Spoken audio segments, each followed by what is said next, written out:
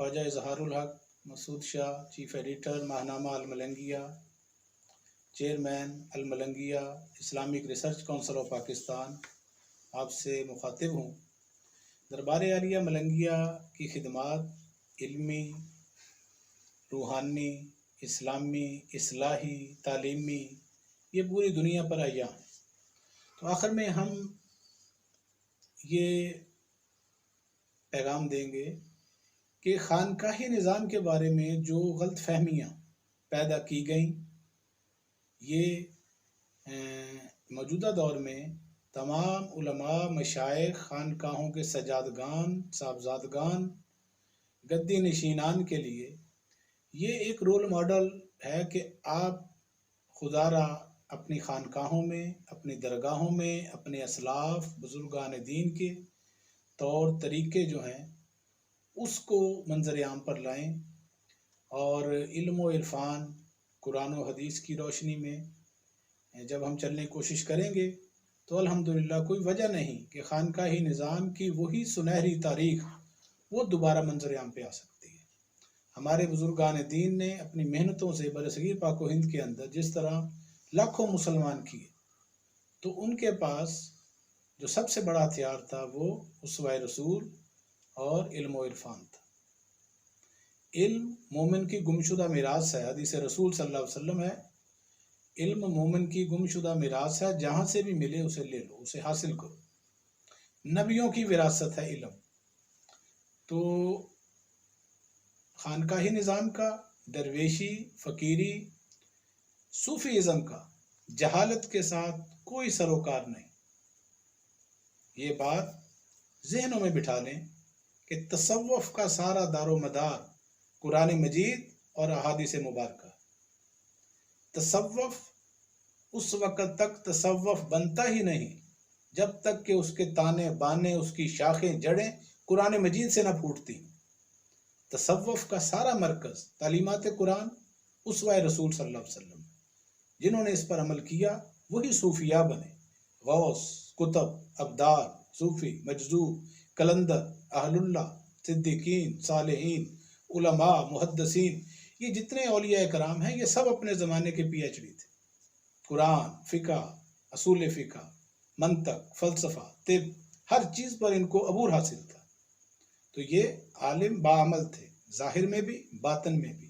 इनके पास लोग आकर रहनुमाई हासिल करते थे। इनकी खानकाहों में कई कई महीने, कई कई साल लोग रहकर ज़ाहरी और बातनी तौर पर फ़ैज़ व बरक़ात हासिल करते थे और क्वालिफाइड होकर जाते थे।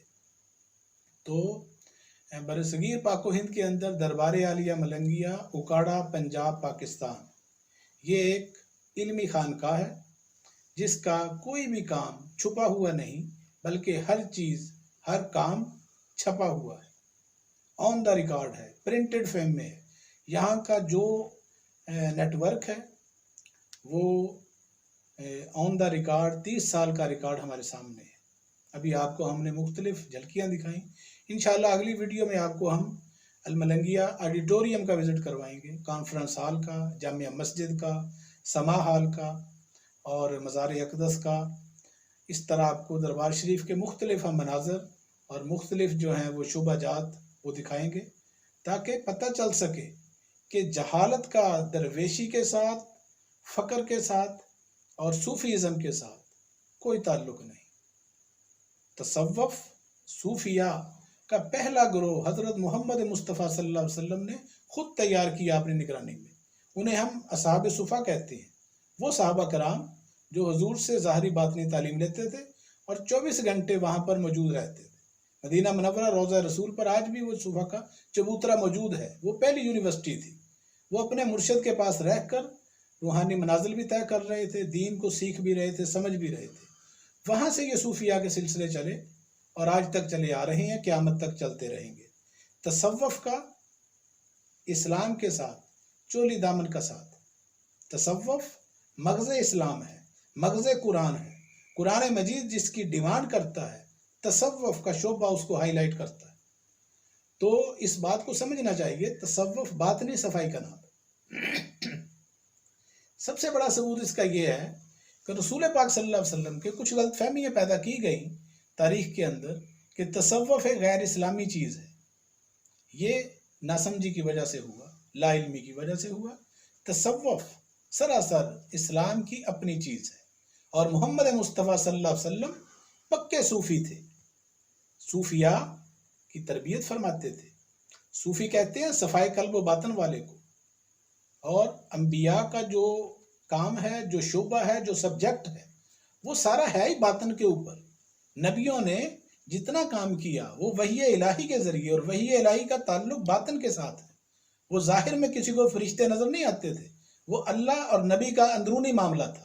یہاں سے ہی صفائی قلب کا کام، اسی کو شعبہ تصوف کہا جاتا ہے۔ اور دوسری بات، نبی پاک صلی اللہ علیہ وسلم کے زمانے میں نہ درس نظامی تھا، نہ دینی مدرسے تھے، نہ قاری تھے، نہ حافظ تھے، نہ محدث تھے، نہ مفسر تھے۔ یہ سارے سبجیکٹ، یہ شعبہ بندیاں بعد میں ہوئی۔ جس نے اسلام کے شعبہ قرآن کے اوپر کام کیا اس کو مفسرین کہا جاتا ہے۔ جنہوں نے علم حدیث پر کام کیا ان کو محدثین کہا جاتا ہے۔ جنہوں نے قرآن مجید کا زبانی یاد کر لیا، اپنے حافظے میں حفظ کر لیا، ان کو حافظ قرآن کہا جاتا ہے۔ جنہوں نے قرات کے ساتھ پڑھنا سیکھ لیا ان کو قاری کہا جاتا ہے۔